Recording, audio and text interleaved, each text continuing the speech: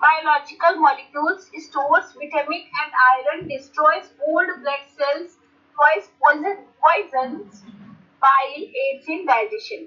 ठीक है, bile, gallbladder stores and concentrate the bile, है ना. bile प्रोड्यूस करना लीवर का काम है, और बायोलॉजिकल मॉलिक्यूल्स विटामिन को स्टोर करना लीवर का काम है, और अनगिनत कार्य लीवर करता है. गॉलब्लैडर में बाइल स्टोर होता है और कॉन्सेंट्रेटेड बाइल होता है. इसमें कितना डालना है, कितना भेजना है, ये सब गॉलब्लैडर का काम है. स्टमक क्या कर रहा है? Stores and churns food, pepsin, digest protein. जैसे कि वहां पे क्या था, एमाइलेज था सलाइवा में, जो कि कार्बोहाइड्रेट या पॉलीसेकेराइड को डाइजेस्ट कर रहा था. इसी तरह आपके स्टमक में पेप्सिन है, जो कि HCl एक्टिवेट्स द पेप्सिन जो कि प्रोटीन को डाइजेस्ट करता है. P for pepsin, P for protein. Protein को डाइजेस्ट करता है. HCl activates enzymes break up food. HCl क्या करता है? हाइड्रोक्लोरिक एसिड होता है हमारे पेट में, जो कि जर्म्स को किल करता है. म्यूकस एक लेयर बनाता है जो कि स्टमक लाइनिंग को सेफ रखती है. ठीक. फिर पैनक्रियास क्या करता है?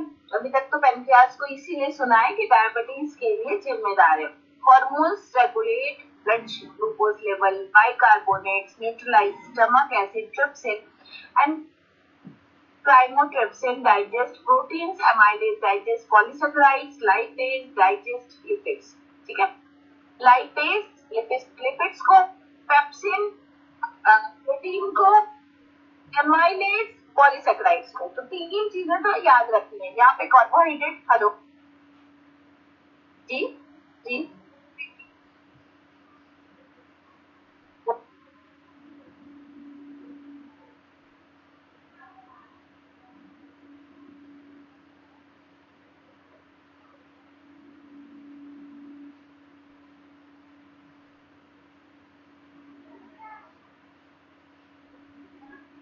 हाँ देख रही हूँ.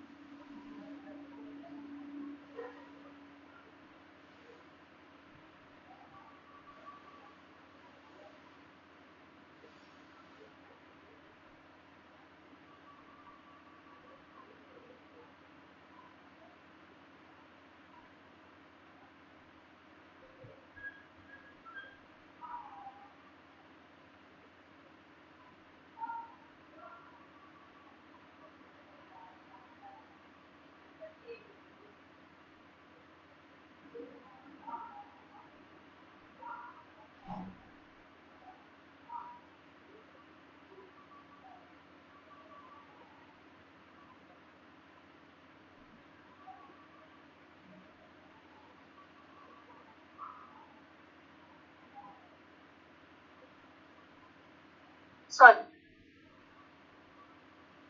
तो हम लोगों ने गॉलब्लैडर समझा, लीवर समझा, स्टमक समझा. क्या करता है? HCl सिक्रीट कर रहा है, पेप्सिन यहाँ से सिक्रीट हो रहा है.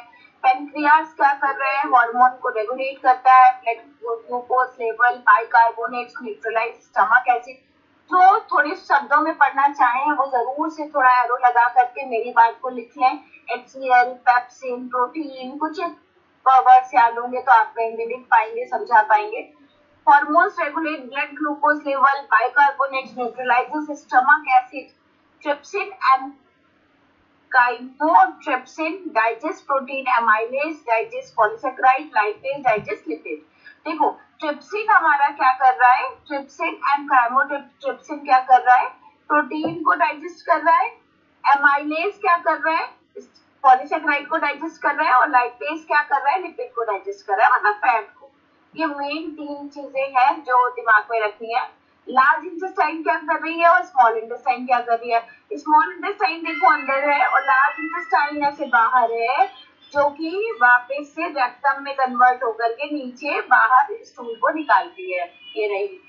तो complete digestion, mucus protect gut wall, absorb nutrition nutrient, most water, peptides digest protein, sucrase digest sugar, amylase digest polysaccharides. ठीक है, तो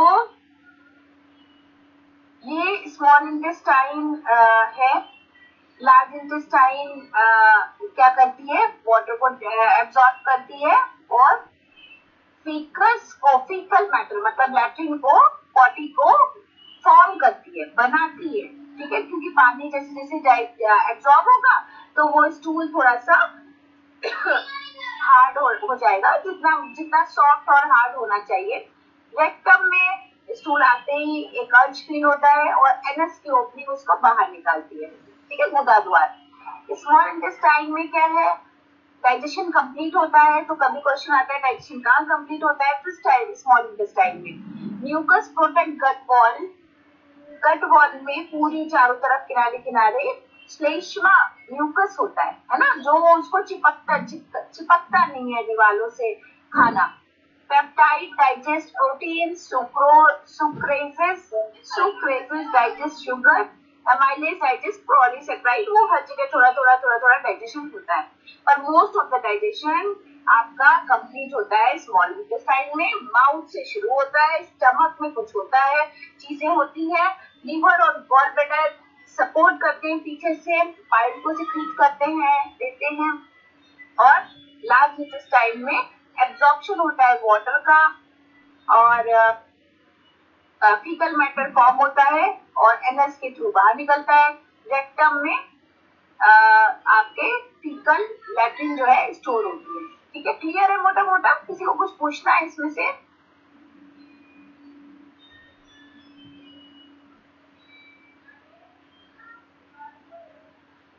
नहीं पूछना?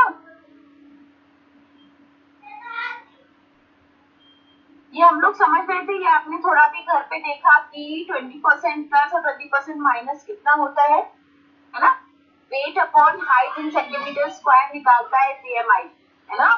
तो आपका हाइट वेट का कॉम्बिनेशन मिला करके कितना होना चाहिए, उससे आप 20%, है ना, या अधिक है या कम है उस पर डिपेंड करता है, बस उतना ही। उसके बाद आप एक ऐसे क्राइटेरिया में खड़े हो जाते हैं जहां पर आपका रोग आने शुरू हो जाते हैं, है ना? अधिक वजन और कम वजन की सीमा। समझ आ रहा है ना आप सभी को?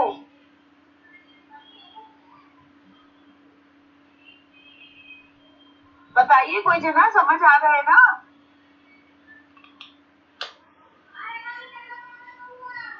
अच्छा दीदी आवाज जा रही है ना आप सबको? जितने भी लोग जुड़े हैं, वैसे ही तो बहुत लोग जुड़ते हैं। आ रहा है ना समझ में? जी जी यस मैम, ठीक है, धन्यवाद। स्रोत क्या है? जीवन निर्वाह निगम एजेंट मैनुअल कार्बोहाइड्रेट का वर्गीकरण हमारे अस्तित्व और जीवन के रखरखाव के लिए सभी गतिविधियों को संयुक्त रूप से क्रियान्वित करने के लिए हमें आहार के माध्यम से नियमित रूप से ऊर्जा की आपूर्ति की जानी चाहिए। हमारा शरीर ऊर्जा देने वाले पोषक तत्वों कार्बोहाइड्रेट, ऊर्जा देने वाले पोषक तत्व कार्बोहाइड्रेट यानी रोटी और चावल, लिपिड यानी फैट, है ना, जिसमें बादाम आ गए, काजू आ गए, तिल आ गए, सरसों आ गया, जिसका भी हम तेल निकाल सकते हैं, मूंगफली आ गई। और प्रोटीन हो गया दालें, दूध के प्रोडक्ट, मछली, नॉनवेज, ये अच्छे से ऊर्जा प्राप्त करता है। जैसे जैसे ये पचता है शरीर में, उससे ऊर्जा में निकलती है, जिससे हमारा शरीर चलता है। इनमें से कार्बोहाइड्रेट आहार ऊर्जा का सबसे प्रचुर स्रोत है। जैसे ही कार्बोहाइड्रेट डाइजेस्ट होता है हमें ऊर्जा मिलती है, जो विभिन्न आबादी की कुल ऊर्जा सेवन का 50 से 70% शामिल है।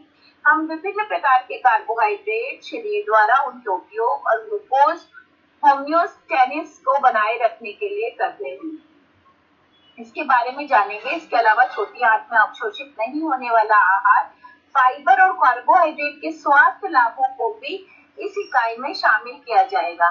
ठीक है, अब कुछ आहार ऐसे हैं जो छोटी आंत में अवशोषित नहीं होते हैं, है ना।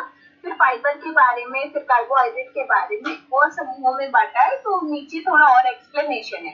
कार्बोहाइड्रेट के 3 प्रमुख समूह में बांटा गया है। कार्बोहाइड्रेट, एक तो शर्करा कार्बोहाइड्रेट है ना, मतलब सीधे सीधे चीनी, गुड़। दूसरा स्टार्च कार्बोहाइड्रेट है, क्योंकि जो आप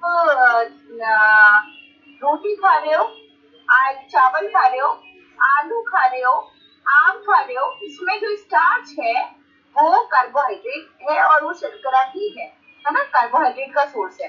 सेलुलोज और संबंधित सामग्री, तो अभी हम सेलुलोज भी आगे डिस्क्रिप्शन में पढ़ेंगे कि कहाँ से प्राप्त होता है, और वो भी कार्बोहाइड्रेट ही है। कार्बोहाइड्रेट कार्बन, हाइड्रोजन और ऑक्सीजन के यौगिक हैं और उनकी रासायनिक संरचनाएं ग्लूकोज की एक सामान्य इकाई पर आधारित होती हैं। अलग अलग कार्बोहाइड्रेट बनाने के लिए इकाइयां कई तरह से और अलग अलग संख्या में एक साथ जुड़ी होती हैं। कार्बोहाइड्रेट का वर्गीकरण मुख्य रूप से इकाइयों की संख्या पर निर्भर करता है, जो 1 से लेकर कई हजार तक भिन्न हो सकता है। जबकि शर्करा और स्टार्च आपकी खाद्य ऊर्जा का एक प्रमुख स्रोत है। सेलुलोज भारत में पाए जाने वाले आहार फाइबर के मुख्य घटकों में से एक है। ठीक है, अभी आगे भी सेलुलोज के बारे में होगा। तो पहले हम लोग पढ़ते हैं शर्करा के बारे में। मोनोसेक्राइड या साधारण चीनी, है ना। पॉलीसेक्राइड, अच्छा आपने पढ़ा होगा, अगर किसी ने केमिस्ट्री पढ़ी है, मोनोसेक्राइड, डाइसेक्राइड, पॉलीसेक्राइड। मोनो मतलब एक, आप ऐसे अलग करके लिख सकते हैं। मोनो मतलब एक, डाई मतलब दो, और पॉली मतलब बहुत सारे। ठीक है, इसमें शुगर का मॉलिक्यूल एक है वो मोनोसेक्राइड, जिसमें दो है वो डाइसेक्राइड, जिसमें बहुत सारे हैं वो पॉलीसेक्राइड। तो मोनोसेक्राइड साधारण चीनी, ग्लूकोज जिसे डेक्सट्रोज भी कहते हैं, प्राकृतिक रूप से फलों और पौधों के रस और जीवित जानवरों में के रक्त में पाई जाती है। ठीक है, भोजन में अधिकांश कार्बोहाइड्रेट पाचन के बाद अंततः ग्लूकोज में परिवर्तित हो जाते हैं। एसिड या विशिष्ट एंजाइमों की क्रिया द्वारा स्टार्च से ग्लूकोज का निर्माण किया जाता है। कृत्रिम रूप से निर्मित ग्लूकोज सिरप, जिन्हें तरल ग्लूकोज के रूप में जाना जाता है, का उपयोग शीतल पेय, जैम और चीनी कन्फेक्शनरी जैसे खाद्य पदार्थों के निर्माण के लिए किया जाता है। फ्रुक्टोज प्राकृतिक रूप से कुछ फलों और सब्जियों और विशेष रूप से शहद में भी पाया जाता है। ये सबसे मीठी चीनी है। इस फ्रुक्टोज का एक घटक भी है और वाणिज्य उच्च फ्रुक्टोज सिरप में भी मौजूद है। ठीक है, अब फ्रुक्टोज किसमें पाया जाता है? फलों में, अधिकतर फलों में और मीठी सब्जियों में पाया जाता है, और विशेष रूप से शहद में। इसीलिए कहा जाता है कि जो फ्रुक्टोज शुगर है ना, वो हमारे लिए इजी टू डाइजेस्ट है और वो हमारे डायबिटीज को नहीं बढ़ाती, अनलेस कि डायबिटीज हाई ना हो। अगर नहीं है तो एक नॉर्मल बॉडी के लिए फ्रक्टोज शुगर सबसे अच्छी है और वही खानी चाहिए। ठीक, डेक्सट्रोज शुगर भी उसी में कन्वर्ट होती है, लेकिन वो नुकसानदायक है। फ्रुक्टोज हो गई। अब गैलेक्टोज लैक्टोज का एक हिस्सा है, ये मुक्त अवस्था में नहीं होता है। फिर है डाइसेक्राइड, ये गलत है। डाइसेक्राइड में पानी के तत्वों को छोड़कर दो मोनोसेक्राइड एक साथ जुड़े होते हैं ना, तो जहाँ पे दो मॉलिक्यूल है कार्बोहाइड्रेट के, वो डाइसेक्राइड है। सुक्रोज प्राकृतिक रूप से गन्ने और चुकंदर में होता है ना। सुक्रोज, पहले ग्लूकोज हो गया, फ्रुक्टोज हो गया, फिर सुक्रोज हो गया। गन्ने और चुकंदर में होता है और फलों और गाजर जैसी कुछ जड़ वाली सब्जियों में कम मात्रा में होता है। ये ग्लूकोज और फ्रक्टोज के रासायनिक संयोजन है। चीनी जो हम खाते हैं, चाहे वो सफेद हो या भूरी, मूलतः शुद्ध सुक्रोज है। ठीक है, माल्टोज क्या होता है? दो ग्लूकोज इकाइयों के संयोजन से और पाचन द्वारा स्टार्च के टूटने के दौरान बनता है। माल्ट तब भी बनता है जब माल्ट बियर, शराब के उत्पादन के लिए अनाज को अंकुरित किया जाता है। ठीक है, माल्टोज।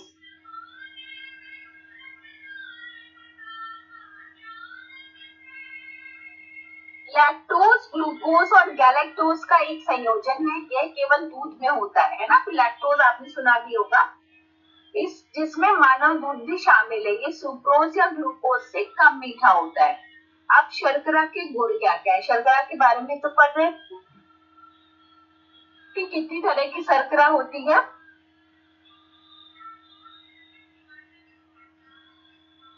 सभी शर्कराएं मोनोसैकेराइड डाइसैकेराइड पानी में घुल जाती हैं और स्वाद में अलग अलग मीठी होती हैं।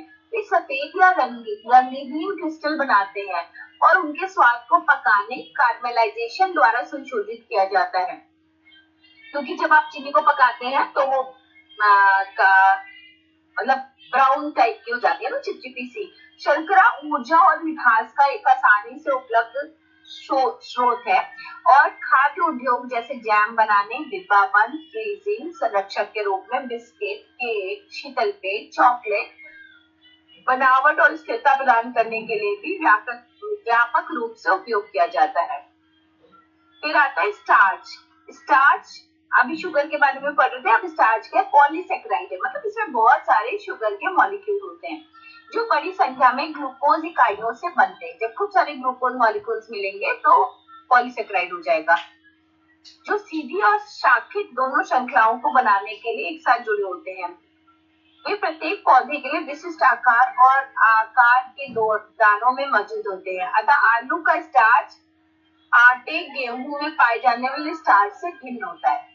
कच्चे रूप में वे अपचीनीय होते हैं, लेकिन जब गर्म किए जाते हैं या पानी की उपस्थिति में पकाया जाता है तो स्टार्च के कण फूल जाते हैं और अंततः जिलेटिनीकृत हो जाते हैं, जिससे उन्हें पचाना अधिक आसान हो जाता है।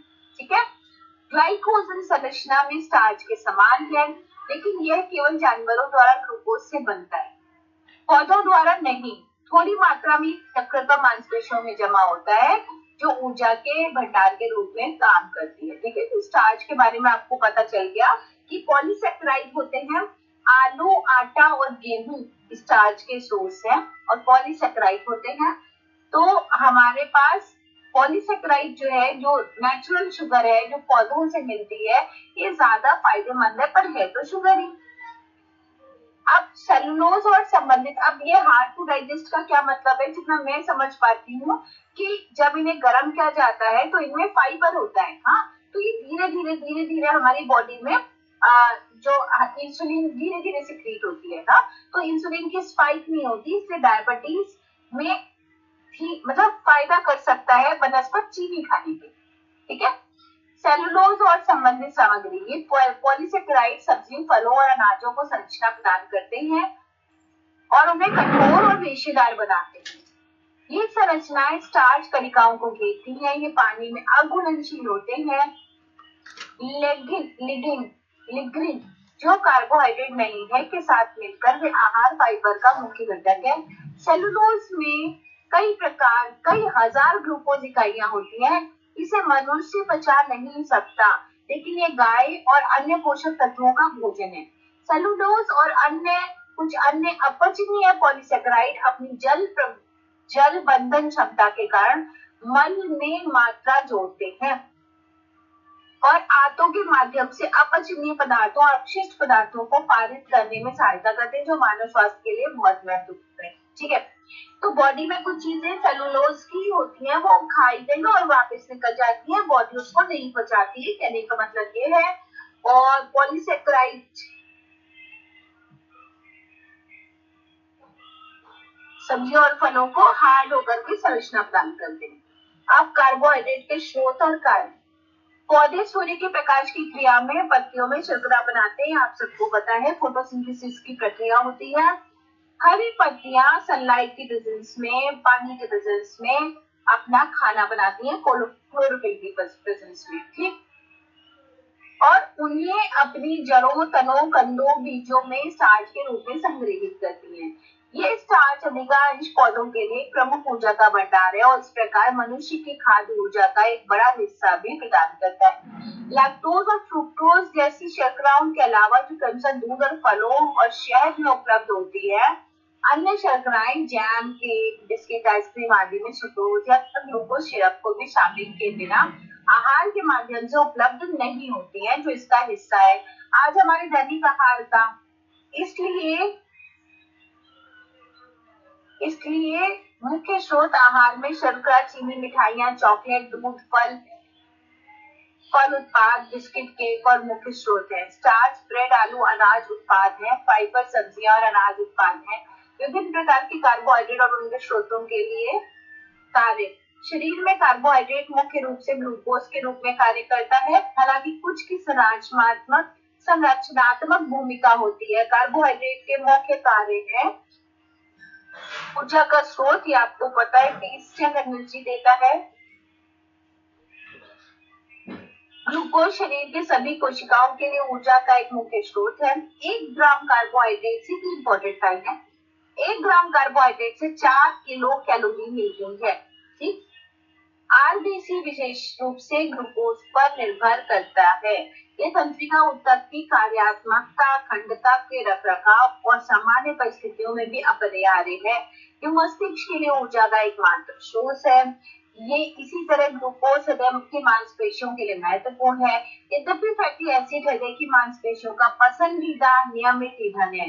हृदय की मांसपेशियों में ग्लाइकोजन सुपरन ऊर्जा का एक महत्वपूर्ण आपातकालीन स्रोत है। क्षतिग्रस्त हृदय में खराब ग्लाइकोजन का भंडार या कम कार्बोहाइड्रेट के सेवन अंजाइना के हृदय संबंधी लक्षणों का कारण बन सकता है।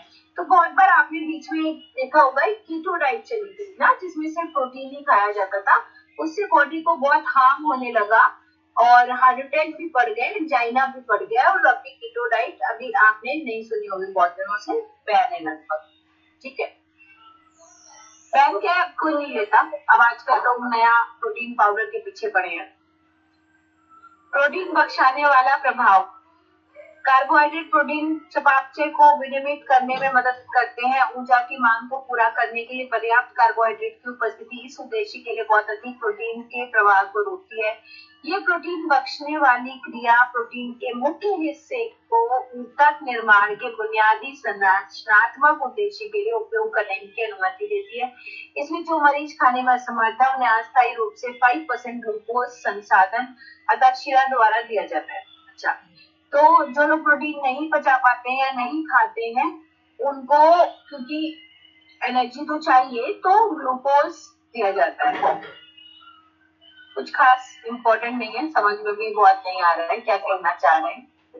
एंटी कीटोजेनिक प्रभाव। सामान्य वसा चयापचय के लिए, चयापचय मतलब मेटाबॉलिज्म, जब वो हजम कर रहा है, जब शरीर में जो चीज टूट रही है, हजम हो रही है, वो जो जिस दर से हजम हो रही है उसको हम चयापचय कहते हैं, मेटाबॉलिज्म कहते हैं। कार्बोहाइड्रेट की उपस्थिति आवश्यक है ना। अगर कीटो डाइट की बात भी कर रहे थे तो एंटी कीटोजेनिक प्रभाव मतलब फैट के पचने के लिए कार्बोहाइड्रेट की उपस्थिति आवश्यक है। पर्याप्त कार्बोहाइड्रेट के अभाव में ऊर्जा के लिए शरीर की क्षमता से अधिक मात्रा में वसा का उपयोग किया जाता है। इसके परिणाम स्वरूप अपूर्ण ऑक्सीकरण और कीटोन निकायों का संचय होता है। इसके परिणाम स्वरूप एसिडोसिस, सोडियम असंतुलन और निर्जलीकरण हो सकता है। भुखमरी और अनियंत्रित मधुमेह जैसी स्थितियां में कीटो एसिडोसिस एक आम जटिलता है। तो कीटो डाइट से कीटो एसिडोसिस ही बढ़ रहा था, क्योंकि प्रोटीन के डाइजेशन के लिए आपको कार्बोहाइड्रेट की उपस्थिति होनी चाहिए। अब लोगों ने कार्बोहाइड्रेट को जीरो कर दिया, प्रोटीन के नाम पे प्रोटीन शेक पीने लग गए, जिसमें वो पूरा एब्स्ट्रैक्ट है प्रोटीन का, तो उसके नुकसान है, क्योंकि नेचर ने हमेशा हर एक चीज ऐसे बनाई है जिसमें हर एक चीज है। मतलब आप ये नहीं कह सकते कि दालों में सिर्फ प्रोटीन है, दालों में प्रोटीन भी है और कार्बोहाइड्रेट भी है, इसीलिए वो अच्छी पच जाती है। तो अगर यूनिवर्स में कोई चीज आप देखोगे, खाओगे, तो सब कुछ सब में है। विषाक्त पदार्थों का उत्सर्जन। ग्लूकुरोनिक एसिड ग्लूकोज का एक मेटाबोलाइट, यकृत में रासायनिक और जीवाणु विषाक्त पदार्थों और कुछ सामान्य मेटाबोलाइट्स के साथ जोड़ता है और इस तरह उनके उत्सर्जन में मदद करता है। अग्रदूत के रूप में कार्य। कार्बोहाइड्रेट और उनके व्युत्क्रम न्यूक्लिक एसिड संयोजी ऊतक मैट्रिक्स और तंत्रिका ऊतक के गैलेक्टोसाइड जैसे यौगिकों के अग्रदूत के रूप में कार्य करते हैं। समग्र सकारात्मक स्वास्थ्य गैर स्टार्च पॉलीसेकेराइड सहित गैर ग्लाइसेमिक कार्बोहाइड्रेट गैस्ट्रोइंटेस्टाइनल ट्रैक्ट के कार्य और शरीर विज्ञान के लिए फायदेमंद होते हैं और इस प्रकार समग्र स्वास्थ्य पर सकारात्मक प्रभाव डालते हैं। इतना डीप में जाने की आवश्यकता नहीं है। मेनली जो हमने 3 तरह के कार्बोहाइड्रेट आपको बताए, 4 तरह के क्या है, एक है मोनोसेकेराइड, डाइसेकेराइड, पॉलीसेकेराइड, है ना। और ये अलग अलग तरह की शर्करा किसके क्या क्या सोर्सेज हैं, बस उतना ही जानने की आवश्यकता है। आचरण एवं अवशोषण। आहार कार्बोहाइड्रेट जो मुख्य रूप से पॉलीसेकेराइड स्टार्च के रूप में मौजूद होता है, इसके बाद डाइसेकेराइड और मुक्त मोनोसेकेराइड होते हैं जो शरीर को 60 से 70% ऊर्जा प्रदान करते हैं। और एक और बात बताई थी, जो 1 ग्राम में 4 किलो कैलोरी होती है कार्बोहाइड्रेट में। हालांकि मोनोसेकेराइड हमारे आहार में बहुत कम मात्रा में मौजूद होते हैं। आग से अवशोषित होने के लिए कार्बोहाइड्रेट को उनकी घटक मोनोसेकेराइड इकाइयों में विभाजित किया जाना चाहिए। आइए देखिए कार्बोहाइड्रेट आदि कैसे पचते हैं। कार्बोहाइड्रेट के पाचन के लिए ग्लूकोज और गैलेक्टोज म्यूकोसल कोशिकाओं में अवशोषित होते हैं। ग्लूकोज और गैलेक्टोज वाहक से तब तक नहीं जुड़ सकते जब तक कि इसमें सोडियम पहले से लोड ना किया गया हो। आगे देखते चित्र में दिखाया गया है। इसलिए आपको एहसास होगा कि ओरल रिहाइड्रेशन सिरप में हमेशा सोडियम क्लोराइड और ग्लूकोज और चीनी होता है। फ्रुक्टोज को एक सुविधाजनक परिवहन द्वारा अवशोषित किया जाता है, जिसमें एक विशिष्ट ट्रांसपोर्टर शामिल होता है। GLUT5 या मानव ग्लूकोज ट्रांसपोर्टर अभिन्न प्रोटीन होते हैं जो प्लाज्मा झिल्ली के लिपिड बाइलेयर में प्रवेश करते हैं और फैलते हैं। अवशोषण के बाद मोनोसेकेराइड पोर्टल परिसंचरण में प्रवेश करते हैं और यकृत में लाए जाते हैं।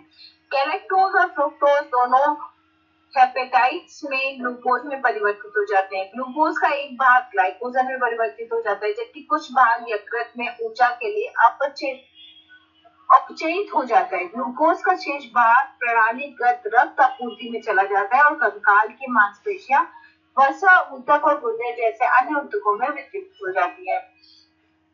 इसका एक रफ स्केच बनाना चाहिए आपको, तभी याद होगा, ऐसे होगा नहीं। ठीक है, एक इसके बाद क्या हो रहा है देखती हूँ, अगर उसका कुछ इजी वर्जन आपको हम बता पाए। ग्लाइसेमिक सूचकांक, हम जानते हैं कि कुछ कार्बोहाइड्रेट तेजी से पचते हैं, अवशोषित होते हैं और कुछ धीरे धीरे पचते हैं, जबकि कुछ बिल्कुल भी नहीं पचते। इस प्रकार ये अब स्पष्ट है कि विभिन्न कार्बोहाइड्रेट रक्त शर्करा के स्तर को अलग अलग सीमा तक बढ़ाएंगे। रक्त शर्करा को बढ़ाने के लिए कार्बोहाइड्रेट की क्षमता को ग्लाइसेमिक इंडेक्स कहा जाता है। आपने सुना होगा ये जो वर्ड है ये बहुत कॉमन है ना, जीआई इंडेक्स, ग्लाइसेमिक इंडेक्स। क्यों डायबिटीज पेशेंट के लिए मिलेट्स प्रेफरेबल है और गेहूं नहीं, बताइए।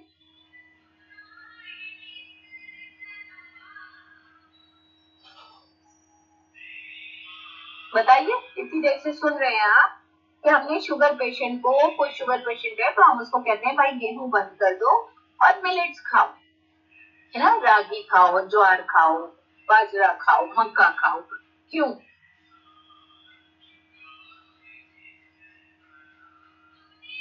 अरे कुछ सोच के बताइए, कुछ भी बोलिए।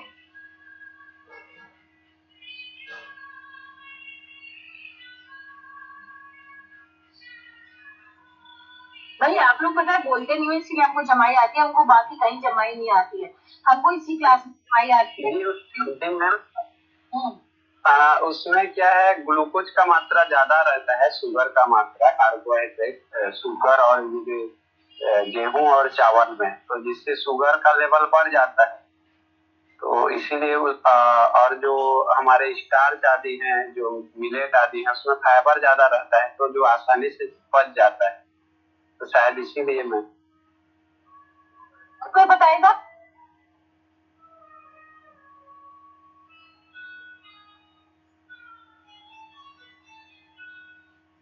थोड़ा थोड़ा आप हेमंत जी करीब है। जीआई इंडेक्स होता है कि किस लेवल से ग्लूकोज निकाल रही है बॉडी, है ना। अब मान लीजिए आपने सीधे सीधे चीनी फाकी, तो इंसुलिन बहुत तेजी से आएगी उसको डाइजेस्ट करने के लिए, तो जीआई इंडेक्स बहुत ज्यादा हुआ, है ना। ग्लाइसेमिक इंडेक्स, ग्लाइसेमिक इंडेक्स किस चीज का कितना ज्यादा है और कितना कम है, इस पे निर्धारित होता है कि वो जो चीज है वो किसी व्यक्ति के लिए कितनी फायदेमंद है।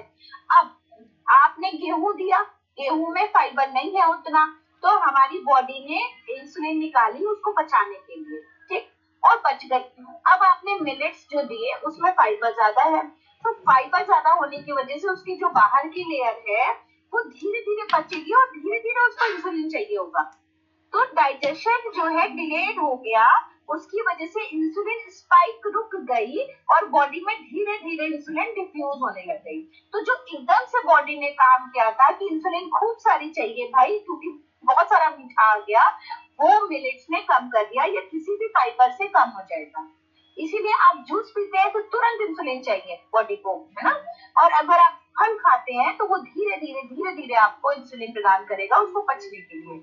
वही बात समझा रहे हैं ग्लाइसेमिक इंडेक्स जीआई। तो भोजन जीआई, भोजन के बाद रक्त ग्लूकोज प्रतिक्रिया, यानी ग्लूकोज का क्या स्तर है, यानी भोजन के बाद रक्त ग्लूकोज स्तर के आधार पर खाद्य पदार्थों का एक मात्रात्मक मूल्यांकन है जिससे संदर्भ भोजन के समतुल्य कार्बोहाइड्रेट हिस्से की प्रतिक्रिया का प्रतिशत के रूप में व्यक्त किया जाता है। संदर्भ भोजन सफेद ब्रेड है जिसका जीआई सेट 100 है। खाद्य पदार्थों के जीआई के बारे में जानने से हमें मधुमेह और ऊर्जा नियंत्रित आहार जैसे चिकित्सीय आहार निर्धारित करने में मदद मिलती है।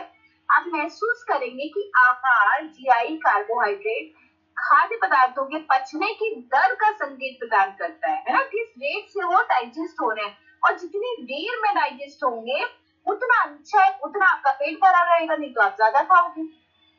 आपने शुगर फाकी, खूब तेजी से इंसुलिन आई, इंसुलिन स्पाइक बढ़ गई, ग्लूकोज का लेवल बढ़ गया, ब्लड में ग्लूकोज ज्यादा आ गया, पच तो गया पर वो आपकी बॉडी के लिए नुकसानदायक हो गया और आपके भी जल्दी हो गए, ठीक है। तो हमें ऐसा आहार चाहिए जिसमें फाइबर ज्यादा हो और ग्लाइसेमिक इंडेक्स कम हो, जिससे धीरे धीरे उसको मिलता जाए।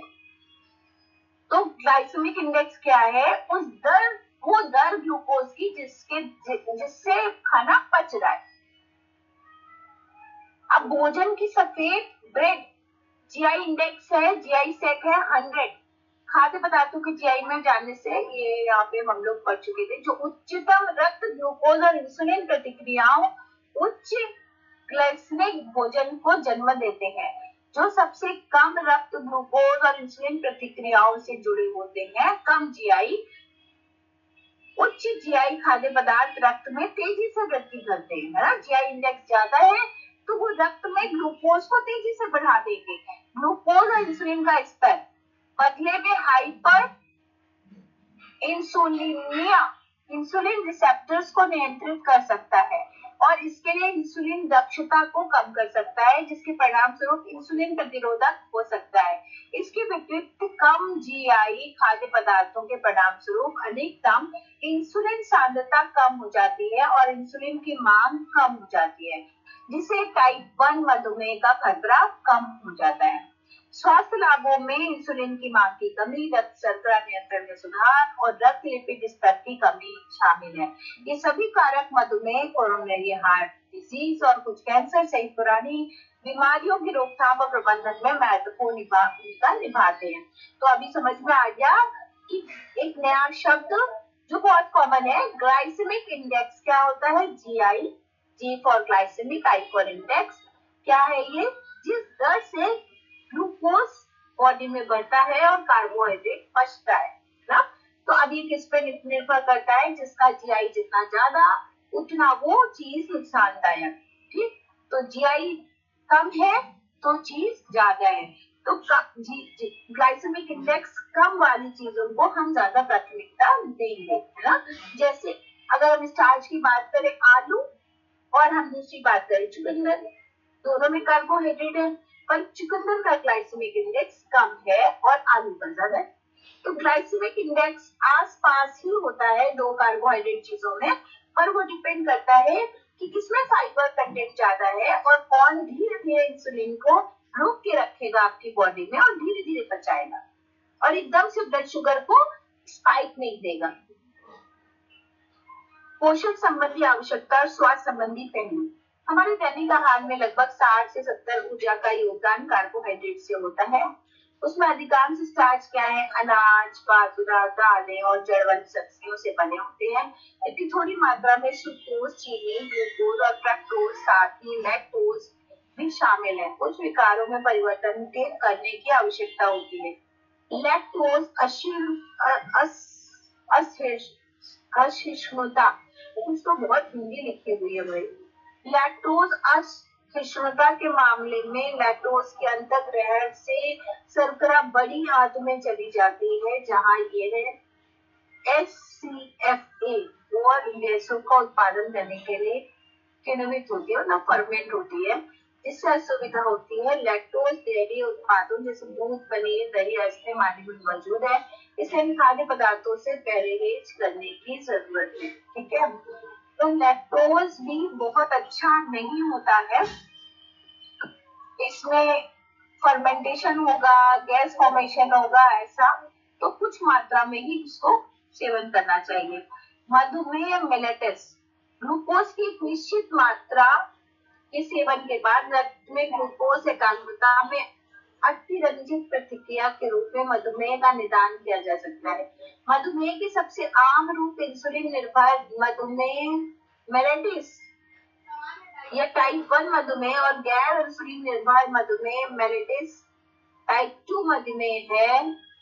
अंतःस्रावी अग्नाशय की एक कोशिकाओं के ऑटो इम्यून विनाश के परिणाम स्वरूप होता है, जिसका परिणाम इंसुलिन की कमी। इस मरीज को इंसुलिन बाहर की आपूर्ति की आवश्यकता होती है। कार्बोहाइड्रेट की मात्रा और भोजन की आवृत्ति संशोधित होती है और इंसुलिन की खुराक इंसुलिन के प्रकार और व्यक्ति के वजन पर निर्भर करती है। ठीक है, तो इसमें बताया है कि मधुमेह मतलब डायबिटीज दो प्रकार की होती है, ये आपको भी पता है, टाइप 1 डायबिटीज और टाइप 2 डायबिटीज। टाइप 1 डायबिटीज जो है वो इंसुलिन डिपेंडेंट डायबिटीज होती है और type 2 non insulin dependent diabetes होती है। टाइप 1 ठीक होती है, टाइप 1 ठीक नहीं होती है, टाइप 2 ठीक होती है। टाइप 1 इसलिए नहीं ठीक होती है कि जो पैनक्रियाज की बीटा सेल्स हैं, यहाँ पे अल्फा क्यों लिखी है पता नहीं, जो पैनक्रियाज की बीटा सेल्स हैं जो इंसुलिन का निर्माण करती हैं वो होती ही नहीं है या क्षतिग्रस्त होती है।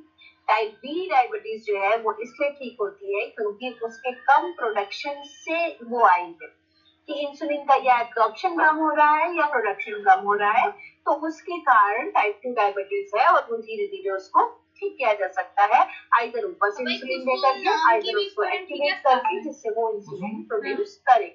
इसी में हाँ। 3 लोग थे क्या? रक्त ग्लूकोज विनियमन आमतौर पर भोजन के बाद जब रक्त शर्करा का स्तर बढ़ता है तो छोटी आंत में म्यूकोसा के भीतर अंतःस्रावी कोशिकाओं से स्रावित पेप्टाइड हार्मोन अग्नाशय की बी कोशिकाओं की प्रतिक्रिया को बढ़ाते हैं, जो कि मैं बात कर रही थी कि पैनक्रियाज में बीटा सेल्स होती हैं, जिसके परिणाम स्वरूप इंसुलिन का स्राव होता है। इंसुलिन ग्लूकोज ट्रांसपोर्टर GLUT4 द्वारा एपिडोसाइट्स और मांसपेशी कोशिकाओं में ग्लूकोज के परिवहन की सुविधा प्रदान करता है और ग्लाइकोजेनेसिस ग्लाइकोजन का संश्लेषण और फैटी एसिड बायोसिंथेसिस को उत्तेजित करता है। इस प्रकार रक्त ग्लूकोज को होम्योस्टैटिक स्तर पर लौटाता है। यह तब होता है जब रक्त में ग्लूकोज का स्तर अधिक होता है। हालांकि जब अवशोषण के बाद की स्थिति में ग्लूकोज का स्तर गिरता है तो रक्त ग्लूकोज के स्तर में गिरावट अग्रशयी हार्मोनल स्राव के उलट होने का संकेत करता है, यानी इंसुलिन की कमी और ग्लूकागॉन रिलीज में वृद्धि। ग्लाइकोजन के टूटने से रक्त शर्करा का स्तर बनाए रखा जा सकता है और इस तरह मस्तिष्क, आरबीसी और वृषण की ग्लूकोज मांग पूरी होती है। इस प्रक्रिया में बहुत अधिक उतार चढ़ाव से मधुमेह हो जाता है। मधुमेह जो एक चयापचय संबंधी विकार है, मतलब मेटाबॉलिज्म संबंधी विकार है, मेटाबॉलिक विकार है। और किसी व्यक्ति की सामान्य जीवन शैली को प्रभावित करता है। रक्त में ग्लूकोज की मात्रा से संबंधित है। मधुमेह को नियंत्रण में रखने के लिए, मधुमेह रक्त शर्करा के नियमन के लिए आगे तालिका दिखाते हैं, बात करते हैं। कार्बोहाइड्रेट अवशोषण। कार्बोहाइड्रेट को अवशोषण आमतौर पर ब्रश बॉर्डर ओलिगोसेक्राइड्स में वंशानुगत या अधिग्रहित के संक्रमण, सीलिएक रोग, पीईएम दोष के कारण होता है। सबसे आम लैक्टोज असहिष्णुता है। ऐसे व्यक्तियों में लैक्टोज के अंतर्ग्रहण से शर्करा बड़ी आंत में चली जाती है, जहां ये शॉर्ट चेन फैटी एसिड्स और गैसों के उत्पादन करने के लिए किण्वित होती है। मनुष्यों में जैसे जैसे व्यक्ति बढ़ते हैं, लैक्टोज गतिविधि कम हो जाती है। ये थोड़ा टफ चैप्टर रहता है न्यूट्रिशन का, डायटेटिक्स हमेशा ही टफ है, ये याद करना। तो धीरे धीरे इसको पढ़ने का एक ही तरीका है कि ग्राफ बनाना, है ना, नहीं तो नहीं पढ़ पाएंगे। तो आपने जैसे जो इम्पोर्टेंट की नोट्स हैं, 5 शब्द भी याद कर लिए कि कहाँ से क्या हो रहा है, तो पेशेंट को समझाने के लिए, खुद अपने ब्रेन में समझने के लिए, दिमाग में, और एग्जाम देने के लिए काफी होता है। ठीक है, being a science and student, BSc student, मैं इसको समझ पाती हूँ। ये ज्यादा हिंदी में लिखा है, इसलिए थोड़ा ज्यादा कठिन है, मेरे लिए कठिन पड़ता है, क्योंकि हिंदी के शब्द साइंटिफिक टर्मिनोलॉजी के लिए बहुत कठिन होते हैं। और अगर ये पूरा इंग्लिश में होगा तो भी कठिन होगा। तो जो टर्मिनोलॉजी है उनको इंग्लिश में लिखा है, पर कम लिखा है, और कहीं कहीं पर बहुत क्लिष्ट हिंदी लिखी हुई है। पर क्योंकि अगर आप हिंदी के नोट्स लेंगे तो ऐसी ही लिखी होगी। तो इसके लिए आपका इजी है कि आपने रक्त ग्लूकोज विनियम, अब 2-3 बस नीचे लाइन लगाई, एक शब्द, दूसरा नीचे लगाई, दूसरा शब्द, तीसरा लगाई, तीसरा शब्द। जैसे इसके पहले वाले में हमने बताया कि डायबिटीज के बारे में, है ना, ऊपर लिखा डायबिटीज मेलिटस, दो तरीके हुए, एक टाइप 1, एक type 2। Type 1 insulin dependent, type 2 non insulin dependent. Type 1 ठीक नहीं होती, टाइप 2 ठीक होती है। टाइप 1 में क्षतिग्रस्त बीटा सेल्स है ही नहीं जो इंसुलिन प्रोड्यूस करती है, या बहुत ज्यादा डैमेज है। टाइप 2 में बहुत सारे और फैक्टर्स हो सकते हैं जो इंसुलिन का या एब्जॉर्प्शन नहीं कर रही, या इंसुलिन पर्याप्त मात्रा में नहीं मिल रही है। तो ऐसे करके आपने पॉइंट वाइज लिख दिया, और ये चैप्टर यहाँ पे ये वाला पॉइंट खत्म हो गया। ऐसे ही आप याद कर पाएंगे, नहीं तो इसको पढ़ने से ये बहुत कठिन और क्लिष्ट है, किसी के लिए भी है, तो इसको याद करना मुश्किल है, आपको लिख करके ही याद करना पड़ेगा कई बार। ठीक है,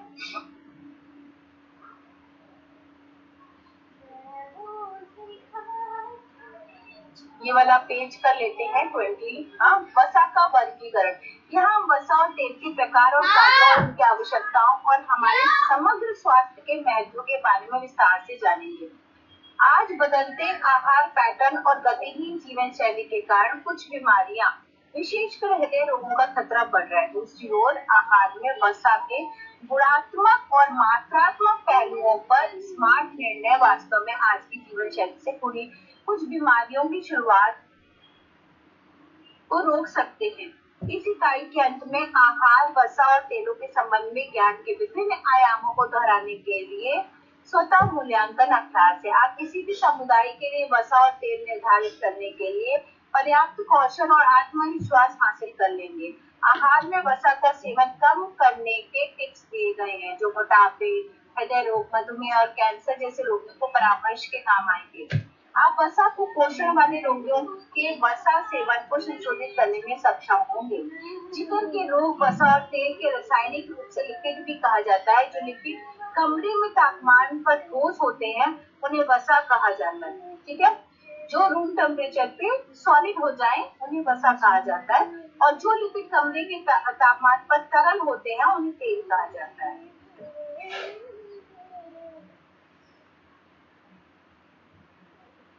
पोषण पाठ्य पुस्तकों में वसा और तेल के आहार में संदर्भित किया गया है, और लिपिड और शरीर के तरल पदार्थ जैसे सीरम लिपिड प्रोफाइल में संदर्भित किया गया है। रासायनिक रूप से लिपिड कार्बोनिक अणु होते हैं जिनमें ऑक्सीजन की मात्रा कम होती है। अब सिर्फ इतने बड़े पेज के पढ़ने के बाद आपको वसा को 2 पार्ट में डिवाइड करना चाहिए। ऐसे एक लाइन खींचिए, इधर लिखिए लिपिड, इधर लिखिए तेल। ठीक है, और इसमें लिपिड कार्बनिक अणुरीय और ऑक्सीजन की मात्रा कम होती है, कार्बनिक सॉल्वेंट में घुलनशील होते हैं और पानी में अघुलनशील होते हैं। बस इतना सा काम आप करना है। उसके बाद आप अपने आप ही अपनी बात लिखिए। सरल लिपिड, यौगिक लिपिड और व्युत्क्रम लिपिड, और इसके बारे में है ये हम लोग नेक्स्ट क्लास में शुरू करते हैं ना। आपका टाइम भी हो गया है, 20-21 नंबर पे से शुरू करेंगे। पेपर आ गए, दिख रही है क्या?